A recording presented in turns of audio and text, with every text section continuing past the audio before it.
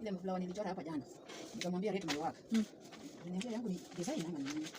Alisema yako ni design. Sasa design inamaanisha nini? Design ama alisema nini?